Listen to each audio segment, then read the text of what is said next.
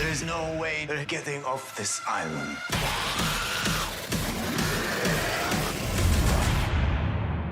The newest episode of The Walking Dead: Dead City just came out early on AMC Plus, and once again, I just watched it and I'm about to review it for you guys, give you guys my first reaction, my first impressions. But before I do that, consider subscribing. I love the Walking Dead universe. I talk about it all the time on this page. I discuss and I review and I react to every single episode as it airs. But I also talk about other TV shows. I talk about movies sometimes and survival horror games. Talk about them. But anyway, let's get into this episode. It's not going to be a play-by-play. There will be some spoilers here. I am going to discuss some mega plot points, but I'm not going to talk about every single thing. So consider this your spoiler warning. I'm not going to go too in depth about the things that I enjoyed this episode, because the things that I enjoyed, I talk about how I enjoy them almost every review that I do. The production value is insane and I love it. The show looks amazing. It looks beautiful. I absolutely love and appreciate the budget that they put into this. The performances by Jeffrey Dean Morgan and Lauren Cohan, perfect. I love the pacing. I love the tone. I think the dialogue is a lot more realistic than most Walking Dead universe shows these days. But this episode in particular, the negatives stuck out for me, and I feel like I'm in the minority. I have a very strong feeling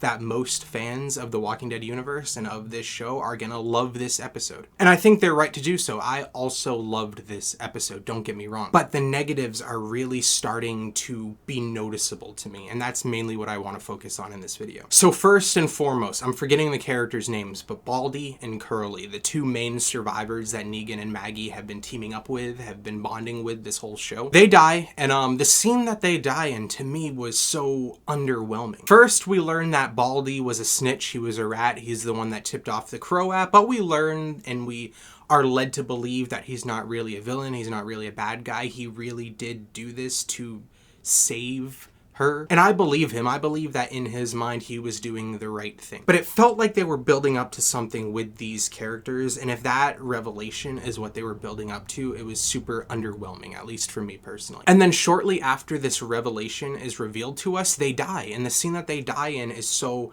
lackluster. It's so, again, underwhelming. They just stop for a break and then walkers pop up and then they're both bitten and then they both die, and it was a very underwhelming action scene. There was no suspense. Once the scene was over, I actually had to think to myself, they're dead, right? Like, obviously he's dead. Maggie stabbed him in the head, but she died too. And it just was so fast and just, again, I'm going to say the word again, underwhelming. They could have done more with that scene. They could have made it a bigger action sequence. They could have made the stakes feel a bit higher. And then we also get this other plot point, which I'll refer to as a revelation, but it's the Croat going to this theater, and we learn that he may possibly be working under a different villain. Don't really care about this yet. I hope I care about it in the future, but I think it kind of lessens the Croat a little bit. Maybe it'll make him a more interesting character personally, like his personality and the shit he's going through and the shit he's trying to do, but it makes him less threatening as a villain for me. And that's kind of saying a lot, because I do like the Croat, I've said that a million times, but he's yet to really feel like a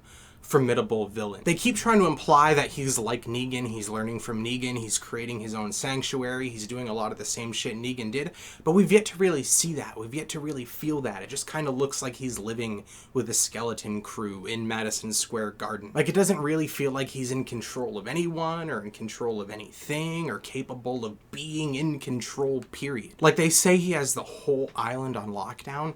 I don't believe that. We get a lot more scenes with Jenny being quiet and being mysterious, but this time with Maggie, and I still don't care. I don't care about this character. But I did really enjoy the scenes with Negan and Armstrong. I liked those a lot. Anyway, I know that this video was negative, but I am still enjoying this show. I think the first season of Dead City is really, really strong, especially for Walking Dead standards. And I liked this episode. I do think this is probably one of the stronger episodes, despite how negative I was about it. It's just that in this episode, the negatives are really, really starting to be showcased for me personally, and that's what I wanted to focus on. And another big complaint that I have is we finally get to see this like weird combination of 5 walkers in once, the thing that we saw in the trailer for Dead City.